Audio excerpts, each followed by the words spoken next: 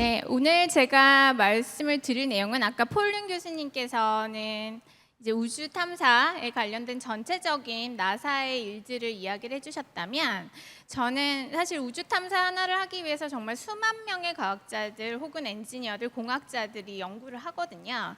저도 그 중에서 어떤 부분을 연구하는 사람이에요. 제 연구 분야는 희박 유동입니다. 아마도 처음 들어보시는 분들도 있으실 거고요. 사실은 저희 분야에서도 되게 마이너한 영역이에요. 기존의 유동을 하는 사람에 비해서는 아주 적은 수의 연구자들이 이 분야를 연구하는데, 전체 우주 탐사를 하기 위한 그 수많은 연구 영역 중에 이런 것도 하는 사람이 있구나 정도로 이야기를 들어주시면 되겠습니다. 일단은 희박유동이라는 단어가 일반적인 단어가 아니기 때문에 희박유동은 무엇이고 그게 왜 필요한지, 그리고 우주 탐사에서 특별히 희박유동이 왜 중요한지, 그리고 희박유동을 어떻게 이해할 수 있는지, 그리고 마지막으로 우주 탐사에서 희박유동의 적용 사례를 말씀드리는 것으로 강연을 구성하겠습니다. 네, 그래서 희박유동은 무엇일까라는 이야기를 좀 해야 하는데요. 희박하다는 단어가 있습니다. 흔히 일상생활에서 쓰는 단어는 아니죠. 희박하다는 건 보통 그냥 느낌상으로 뭐가 좀 없다라는 생각을 할 수 있을 텐데요. 바로 우주 공간이 이런 공간입니다. 그래서 저희가 희박한 유동을 연구를 합니다. 희박 유동은 일단 그 반대말을 제가 방금 찾아봤더니, 희박의 반대말이 뭘까 하고 한국말을 찾아봤더니 농후하다가 반대말이더라고요. 그러니까 희박 유동은 그냥 뭐가 좀 없는, 그러니까 공기가 지구 표면보다 좀 없는 유동이라고 볼 수 있겠고요. 사실은 우주 공간은 우리가 흔히 진공이겠거니라고 생각을 하지만 실제로 우주 공간은 완벽한 진공은 아닙니다. 지구 공간에서 질량을 가지는 행성이나 항성들 근처에 가면 걔들이 힘으로 그런 공기, 기체 입자들을 잡아당기고 있기 때문에 그 근처에 가면 좀 공기나 기체의 밀도가 좀 높아지고 멀리 떨어지면 좀 떨어지고 하는 영역들이 있기 때문에 실질적으로 우주 공간의 밀도는 다양하다라고 보아야 하거든요. 그래서 아주 진공은 아니지만 아주 많지도 않은 어떤 어정쩡한 상황을 저희는 희박 유동이라고 정정합니다. 희박 유동을 그러면 제가 먼저 이 슬라이드를 좀 보여드리면, 희박 유동을 일반 유동과 다르게 두고 연구를 하거든요. 근데 일반 유동은 뭐냐면 우리가 그냥 일반적으로 아는 유동이에요. 유동이라는 건 어떤 흐르는 것들을 이야기하잖아요. 우리가 뭔가를 흐르려면 기체나 액체가 흐를 수 있는데, 예를 들어서 물이 흐르는 것, 또 유동이고 우리가 일반적으로 아는 유동이 될 수 있고요. 그리고 우리가 이 지구상에 흐르는 공기, 에어컨에서 바람이 나오는 것도 유동이고요. 선풍기도 마찬가지고, 그리고 자동차가 빠른 속도로 도로 위를 달리면 자동차가 바람을 맞잖아요. 이 바람이 바로 유동입니다. 이런 것들, 우리가 차는 이 지구 표면에서의 이 일반적인 유동은 우리 생활에 직접적인 영향을 미칠 수밖에 없어요. 예를 들어서 자동차 모양을 디자인해야 되는데 자동차가 빨리 달리면 항력이 발생하기 때문에 그 항력을 줄이는 것이 자동차 연료 소모면에서 효율적이고, 그러면 그거를 잘 연구를 했어야 되겠죠. 배를 만들 때도 마찬가지예요. 배는 바다 위를 물을 헤치고 다니기 때문에 그 바닷물의 그 움직임을 잘 이해해야 배를 만들 수 있었거든요. 그래서 그렇게 사실은 그 유동을 연구하는 유체역학이 그렇게 해서 중세부터 발달이 된 건데요. 어쨌든 이런 것들은 우리가 사는 이 지구 위에서 삶에 직결되기 때문에 오랫동안 연구가 되어 왔습니다.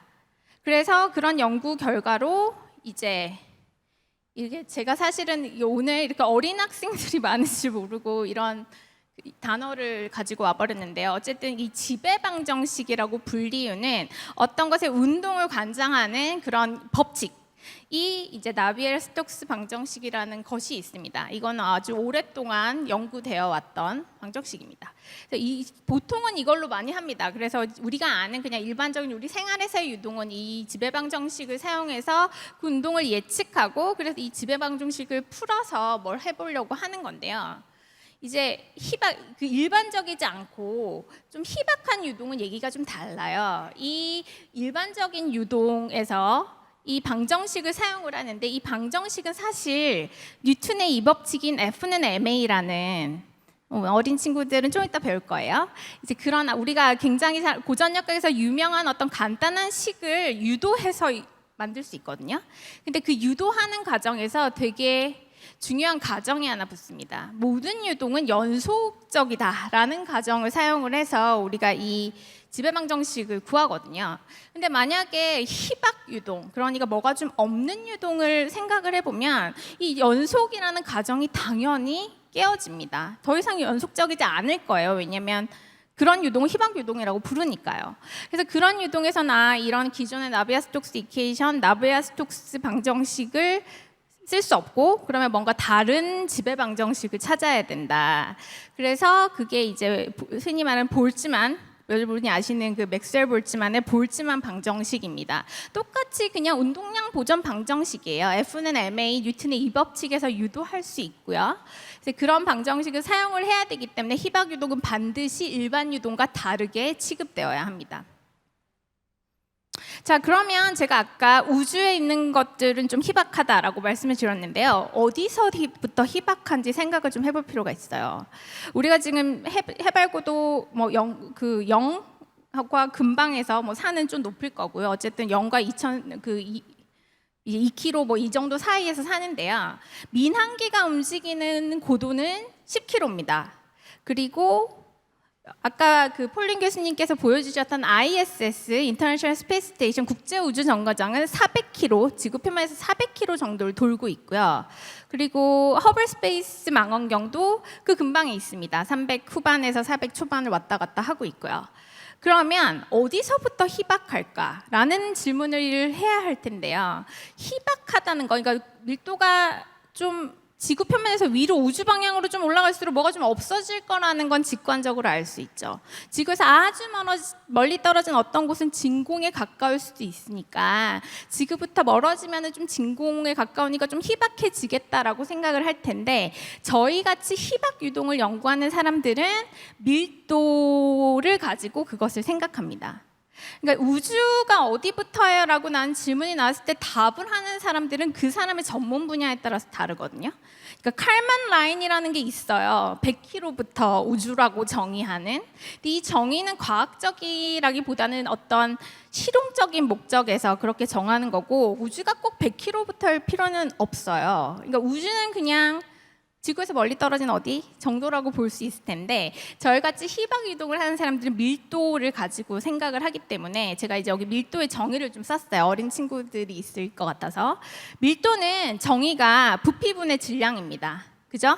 같은 부피당 더 무거운 물질이 밀도가 더 높겠죠. 그럼 희박할수록 뭐가 없잖아요. 희박하지 않은 것보다 희박하면 개수가 더 없기 때문에 같은 부피당에 존재하는 질량이 줄어들어요. 그래서 밀도가 낮아진다는 뜻이 되겠죠. 그래서 우리는 제가 0부터 500까지 여기 밀도를, 이게 이제 간단하게 질량 밀도, 우리가한테 익숙한 질량 밀도로만 얘기하기를 할게요. 질량 밀도를 보면 이렇게 이게 10의 마이너스 3승부터 이렇게 쭉 떨어지는 거거든요. 이게 0.00 얼마, 0.00000 얼마 이런 식으로 쭉쭉 떨어지는 거예요. 보시다시피 질량 밀도가 아주 기하급수적으로 떨어지는 걸 볼 수 있죠. 그래서 예를 들어서 지구에서 100km 떨어진 이곳의 질량 밀도가, 지구는 1.25km per 큐브미터인데 100km 떨어진 곳은 0.000007이에요. 0.000001 정도 된다고 칩시다. 매우 작죠. 그래서 매우 작은데 이걸 진공으로 볼 수 있느냐의 문제예요. 결론은 진공으로 볼 수 없습니다. 매우 작아도 존재하기 때문이에요. 문제는 이 100km 같은 경우는 우리가 뭐 지금까지도 우주로 무엇을 보내거나 지구로 무엇을 들여올 때 아주 쉽게 왔다 갔다 하는 영역이라는 데 있어요. 지구로 뭘 내보내서 들어온다 치면 지구에서 100km 지점을 통과해서 들어올 거 아니에요. 근데 이 지점의 이 밀도가 매우 낮은 것처럼 보이지만 결코 낮지 않다는 거죠. 이게 바로 지구의 대기가 외부의 유성들이나 어떤 지구로 날아오는 나쁜 걸로부터 우리를 보호하는 방법이거든요. 그러니까 이런 것들을 잘 이해해야 우리가 외부로 내어보낸 우주선들을 지구로 안전하게 들여받기 위해서 어떤 비행선을 잘 설계해야 되는데, 그 설계점을 잘 찾을 수 있습니다. 우리가 이런 사고들은 생각보다 익숙하게 있었어요. 스페이스 셔틀, 그 우주왕복선 프로그램. 우주학습 프로그램이 이제 지금은 없죠. 그 두 번의 큰 사고가 있었는데 그 중에 한 번의 사고가 지구로 귀환하다가 굉장히 빠른 속도로 대기를 뚫고 들어오니까 희박한 곳에서부터 이렇게 뚫고 들어오다가 그래서 온도가 엄청 올라가는데 그래서 껍데기에 그 열보호 설계를 잘 해야 되는데 그 열보호 설계를 했던 타일에 금이가 있었어요. 그래서 그 금으로 시작해서 그 우주맹선이 우주 왕복선이 폭발했죠. 탑승했던 승무원 8명이 전원 사망했습니다. 그러니까 이런 정도로 이 분야를 연구를 잘 해야 우리가 안전하게 왔다 갔다 할 수 있는 비행선, 우주 비행선을 설계를 할 수 있어요. 자, 그래서 아까 말씀드렸듯이 제가 이제 이 제 연구 분야가 어떤 부분에서 좀 쓰이는지에 대한 이야기를 좀 드릴 텐데요. 제일 먼저는 우주 탐사입니다. 첫 번째로는 제가 꼽은 것들은 타행성 진입이에요. 우리 지금 달에는 뭐 인간이 벌써 갔다 왔고요. 화성에는 아직 못 갔는데 곧 갈 예정이고요. 화성에 사람은 못 갔지만 지금 우리가 로버들을 되게 많이 보냈잖아요. 얼마 전에 퍼서버런스가 갔고 그 전에 큐리오시티가 갔고 제일 첫 번째 움직이는 로버는 1997년에 마르스 패스파인더였는데 그런 로버들을 보내려면 화성 표면에 착륙을 시켜야 돼요. 연착륙을. 안전하게 잘 앉아야 안에 있는 로봇이 부서지지 않고 나와서 잘 다닐 거 아니에요. 그러기 위해서는 반드시 타행성, 목적 행성, 그건 화성이 될 수도 있고 다른 행성이 될 수도 있습니다. 그 목적 행성에 진입을 잘 해야 되고 그 다음에 하강을 해야 되고 착륙을 해야 됩니다. 이걸 영어로 Entry, Descent, and Landing Sequence라고 하는데 이걸 줄여서 EDL이라고 하거든요. 나사의 우주 탐사 미션에는 모두 반드시 착륙 미션의 경우 EDL 팀이 있습니다. 거의 모든 미션이 지금까지 화성에 우리가 요즘에야 화성 탐사가 굉장히 성공률이 높은데 그 화성 탐사 연대기를 보면 초반엔 거의 다 실패해요. 예전에 로켓 기술이 성숙하지 못했을 때는 지구에서 발사하다가 다 실패했고 그리고 로켓 기술이 좀 성숙되고 나서도 화성에 들어가다 다 실패했어요. 난이도가 매우 높고 거의 모든 실패가 여기서 일어난다고 알려져 있는 부분이기 때문에 이게 굉장히 중요한 연구 분야인데요. 제 그 화성 대기는 전부 다 거의 다 이산화탄소로 이루어져 있는데 그 이산화탄소의 두께가 굉장히 지구에 비해서 얇거든요. 대기가 한 100km 정도부터 아예 존재한다라고 알려져 있어요. 그럼 예를 들어서 화성 탐사선이 화성 근처에 갔다가 빠른 속도로 가니까 속도를 줄여서 이렇게 앉아야 되잖아요. 그 문제는 여기 이 진입할 단계가 문제예요. 이 진입할 때 속도가 너무너무 빠르거든요. 8km/s 정도, 초속 8km 정도의 속도로 움직이는데 거의 거의 진공인 영역으로 들어오다가 점점 대기가 많아지는 희박한 상태가 돼버리는 거예요. 그러다가 이제 더 뭐가 많아져서 밀도가 높아지겠죠.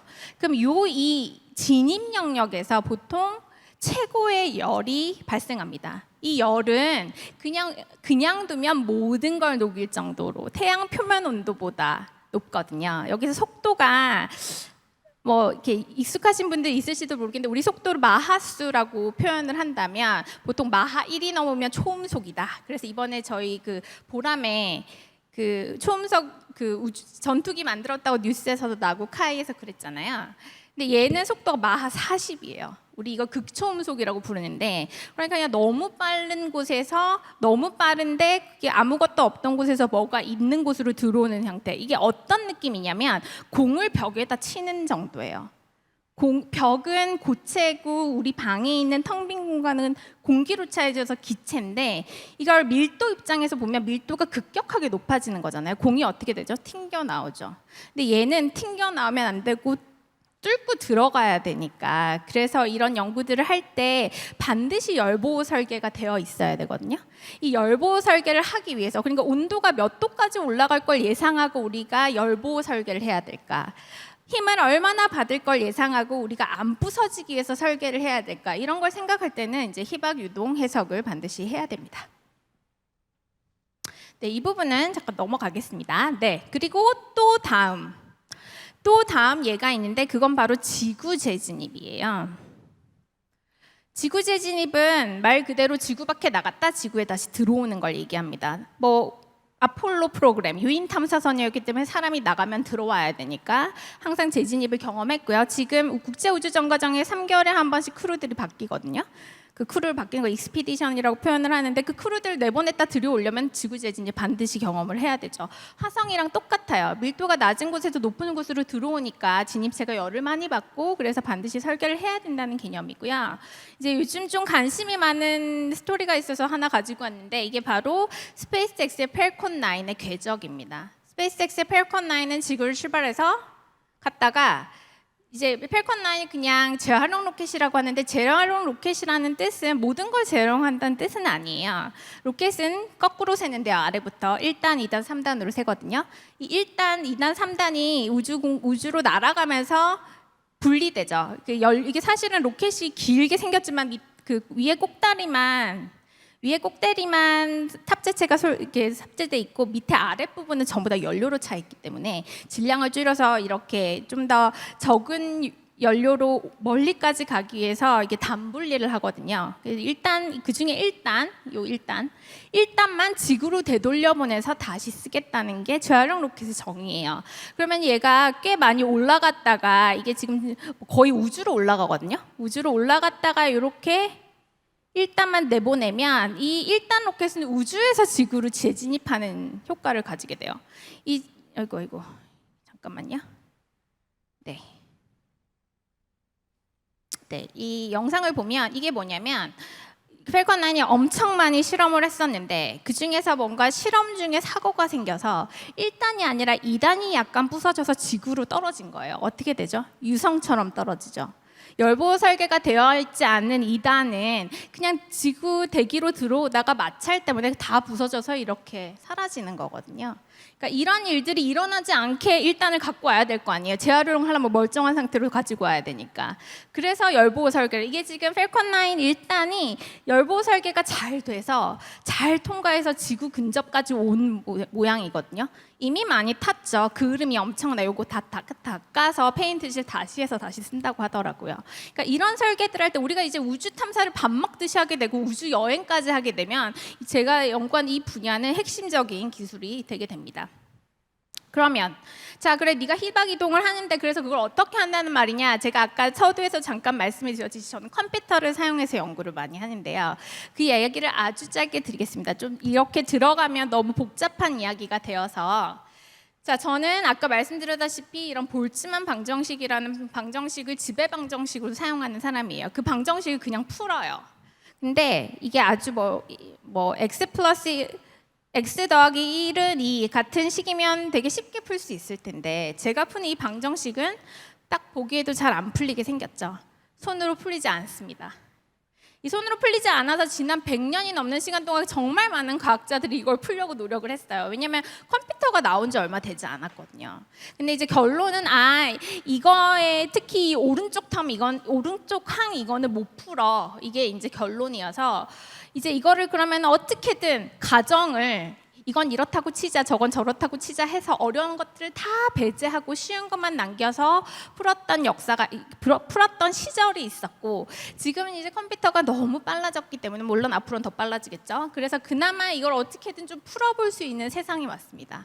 그래서 이제 제가 사용하는 방법은 이 방정식은 아까 제가 말씀드렸듯이 일반적인 유동이 가정하는 유동은 연속적으로 존재한다는 그런 이야기를 따라가지 않아요. 그래서 얘를 풀려면 모든 유동을 입자로 생각해야 합니다. 세상의 모든 물체는 입자로 이루어져 있죠. 그건 이제 모든 사람들이 다 아는 이야기고 그러면 이 입자를 하나하나 추적해야 돼요. 자, 1몰이라고 불리우는 아주 작은 양에도 입자는 아보가드로 수 6 곱하기 10의 23승이 들어있습니다. 엄청 많은 양이죠. 근데 지금 예를 들어서 우리 강연장에 있는 이곳에 이 공기의 입자가 얼마나 많을까요? 어마어마하게 많을 거예요. 계산할 수 있을 거예요. 근데 어쨌든 매우 많을 겁니다. 그런데 저는 여기 있는 공기보다는 훨씬 희박한 우주 공간 이야기를 하지만 거기도 매우 희박하지만 여전히 입자가 너무 많은 거예요. 하지만 지구보다는 좀 덜하니까 좀 풀어볼만 합니다. 특히 요즘까지 컴퓨터가 좀 빨라지는 시대에는. 그래서 저는 이 입자를 예를 들어서 이게 무슨 얘기냐면 이게 동그란 동그라미예요. 그냥 동그라미라고 생각합시다. 동그라미고 이 주변에서 바람이 이렇게 불어요. 바람이 이렇게 불면 얘가 이렇게 바람이 들어가다 이렇게 막히겠죠. 공에 막혀서 유동이 이렇게 되는데 저는 이 모든 유동을 이렇게 점점점으로 보이시죠? 이게 제가 계산하는 전부 계산 입자들입니다. 이 모든 계산 입자들을 전부 다 추적하고 그래서 어떻게 움직이는지 다 따라가요. 그래서 그렇게 다 하다 보면 어떻게 되냐면 이런 것들을 얻게 됩니다. 제가 얻고자 하는 건 이런 거예요. 이건 그냥 그림인데 제가 그림만 얻는 건 아니고 숫자도 얻는데요. 이 캡슐은 1997년에 올라갔던 마스 패스파인더를 똑같이 재현한 캡슐이에요. 그 캡슐을 디자인을 이렇게 이 사람들 했잖아요. 그럼 디자인을 하면 겉에다 뭘 바르든지 붙이든지 열보호 설계를 해야 돼요. 안 하면은 화성 들어가다 다 녹아 없어지니까요. 그러기 위해서는 먼저 계산을 이렇게 하는 거예요. 그래서 온도는 얼마나 올라가 속도 이게 온도인데요. 이게 밀도고요. 예를 들어서 이 온도는 얼마나 높이 올라갈까를 계산을 해야 얘가 거기에 대비할 수 있도록 만들 수 있잖아요. 자, 문제는 계산 안 하고 실험하면 되지 않냐라는 질문을 하실 수 있을 텐데 하면 됩니다. 근데 아까 말씀드렸다시피 얘가 초속 8km를 날아가고 매우 희박한 영역을 날아가는데 그 영역을 실험을 하기에는 불가능해요. 그렇게 빠르고 거의 진공도가 매우 높은 완벽한 진공 챔버는 만들 수 없거든요. 그러니까 그렇게 만들기는 불가능하기 때문에 이 영역은 거의 100% 계산에 의존해야 되는 영역이라서 저희가 이런 식으로 분석을 하고 그래서 표면에는 온도가 얼마나 올라갈까, 압력이 얼마나 올라갈까 그런 것들을 계산을 하는 거예요. 또 제 연구 분야는 또 뭐 우주 탐사뿐만 아니라 좀 다양하게 표현될 수 있는데 전기 추진에도 사용됩니다. 자, 전기 추진은 여러분 스타워즈나 SF 영화 보면 우주선뒤에서 뭐 파랗게 빛나는 거 있죠. 이런 게 전기 추진이에요. 뭐 전기 추진 방법은 여러 가지가 있지만 보통 홀 추력기나 이온 추력기가 가장 유명한데요. 예를 들어서 인공위성이 이런 전기 추력기, 뭐 전기 추력기가 아니라도 좋지만 어쨌든 전기 추력기를 달고 올라갑니다. 인공위성에도 그런 작은 추력기라는 거 되게 작은 로켓을 의미하는데 그런 로켓들이 존재하거든요. 그럼 로켓들이 이렇게 뭐가 뿅뿅뿅뿅뿅 나올 거잖아요. 이 뿅뿅뿅뿅 나오는 것을 그러니까 이렇게 퍼렇게 뭐가 나오는 거를 플룸이라고 이야기합니다. 배기 플룸이라고 이야기를 하거든요. 한국말은 없더라고요. 다 플룸이라고 부르는 것 같아요. 근데 이 문제는 그래 뭐가 나오면 그냥 나오게 냅두면 되지 하실 테지만 우주 공간은 이 위성이 우주를 돌잖아요. 그럼 이 주변이 너무 희박해서 밀도가 낮아서 뭐가 없어서 그래서 얘가 보통 한국에서는 이렇게 물줄기처럼 똑바로 나갈 텐데 얘가 온데만데로 가는 거예요. 그럼 얘가 이렇게 온데만데를 가다가 위성체에 딱 부딪혀요. 그러면 우리가 만든 위성체나 뭐 우주 비행체나 뭔가를 망가뜨릴 수 있는 거죠. 이런 일이 일어나서는 안 되거든요. 그러면 이런 일이 일어나지 않기 위해서 추력기를 잘 만들고 좋은 곳에 붙여야 되는데 그걸 어떻게 할까라는 연구를 하기 위해서 저희가 하는 선행 연구가 이런 겁니다. 그래서 여기에도 표현했는데 이건 저희 연구실에서 현재 진행하고 있는 연구인데요. 이제 저희 아까 보여드렸던 그림이랑 비슷하죠. 여기가 이렇게 생긴 게 이 추력기를 여기다 형상을 붙이고 계산을 해서 그 파티클들 입자를 다 따라가서 계산을 하면 이제 플룸이 이렇게 생겼네라는 걸 알 수 있었습니다. 이런 식의 연구를 또 하고요. 또 제가 이제 간단히 마지막으로 말씀을 드리고 싶은 건 제가 아주 최근에 한국에 와서 하고 있는 연구인데 우리 한국이 이런 첨단 연구도 해요. 이게 이제 한 번도 실현된 적은 없는 형태의 추력기예요. 뭐냐면 기존의 전기 추력기는 그게 홀 추력기든 이온 추력기든 그 빛을 파랗게 내는 개들이 연료가 필요합니다. 모든 로켓은 연료가 필요하죠. 그게 뭐든. 근데 전기 추력기, 홀 추력기, 이온 추력기는 보통 제논이라는 물체를 사용해요. 기호를 X라고 하는데 근데 그 제논이 무게가 당연히 있고요. 그리고 굉장히 비쌉니다. 뭐 1kg에 뭐 몇백만 원 이렇게 하거든요. 그러니까 이제 그 비싼 연료를 잔뜩 싣고 올라가야 되는 거죠. 우주 공간으로. 그 우주 미션에서는 무게가 되게 중요한 부분이어서 왜냐하면 무게 그 발사 비용이 그람으로 책정되거든요. 그 정도로 무게가 되게 중요하기 때문에 어떻게든 모든 과학자들이 적은 무게로 우주를 보내려고 하는데 이 연료 무게가 상당히 차지하는 거예요. 자, 그렇다는 사실 하나 두고 또 요즘에는 저궤도는 들어보셨나요? LEO라고 부르는데 그냥 지구에서 가까운 궤도예요. 이런 궤도를 보통 450km, 500km 정도라고 이야기를 하는데 ISS 그 국제우주정거장이 저궤도를 돌고 있습니다. 그래서 보통 위성을 저궤도 위성이라 해봤자 그러니까 지구에서 가까워봤자 한 400km 정도 생각을 하는데 요즘에는 초저궤도라고 해서 지구에서 아주 가까운 곳에 대한 수요가 높아지고 있어요. 지구에서 위성이 가까이 돌면 지구 관측 위성의 경우 카메라로 사진을 찍어도 훨씬 선명하게 찍을 수 있고 똑같은 카메라를 가지고 올라가도 또 통신에도 용이하고 여러 가지 이점들이 많거든요. 그래서 이번에 그 스페이스X에서 그 위성을 막 3,000개씩 띄우는 그 스타링크를 생각해 보시면 그 위성들이 300km 미만 왔다 갔다를 돌고 있어요. 굉장히 저궤도 위성입니다. 걔들은 통신 위성이죠. 근데 이제 초저궤도 위성들의 수요가 굉장히 늘어나고 있는데 만약에 우리가 초저궤도의 위성을 띄울 거면 걔들은 지구에서 비교적 가까우니까 잔여 대기가 남아 있어요. 매우 희박하지만 그래도 남아 있습니다. 그럼 잔여 대기가 남아 있다는 얘기는 위성들이 걔들을 뚫고 다니는 거잖아요. 그러면 항력이 높아집니다. 그럼 항력이 높아지면 문제는 위성이 떨어지겠죠. 계속 떨어지잖아요, 고도가. 그러면 안 되죠. 위성은 그 위치에서 돌고 있어야 되니까. 그래서 그걸 보상하기 위해서 그런 작은 로켓들을 계속 사용을 해줘야 돼요. 근데 이런 것들을 하려면 연료가 되게 많이 드는 문제가 있거든요. 그래서 이제 이 아이디어는 그러면 연료를 가지고 올라가지 말고 어쨌든 잔여대기가 있으니까 그걸 빨아들여서 연료로 써보면 어때라는 아이디어입니다. 2000년대 초반에 일본의 작사에서 아이디어만 나왔던 연구를 최근 들어서 최우저궤도 위성의 수요가 높아지면서 각광받고 있어요. 한 번도 실현되지는 않았지만 그리고 한국이 연구를 지금 하고 있고 저도 그 일원으로 연구를 하고 있습니다. 그래서 저희는 이제 먼저 그러면은 공기를 빨아들여야 되잖아요. 빨아들여야 그걸 가지고 전기 추진기 연료로 쓸 수 있으니까 그러면 어떻게 빨아들일까라는 것부터 시작했어요. 직관적이죠.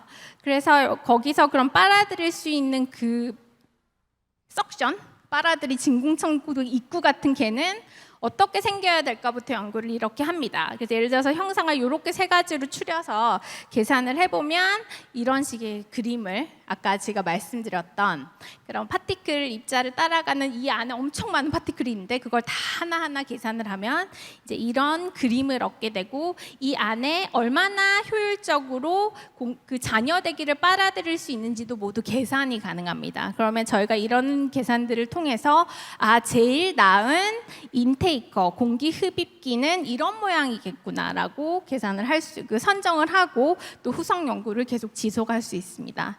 제가 오늘 이런 이야기를 드렸던 건 우주 탐사에서 사용되는 이 많은 연구 분야 중에 굉장히 종류가 다양해요. 구조하시는 분 있고 또 열보호 설계하시는 분 있고 또 제어하시는 분들이 있고요.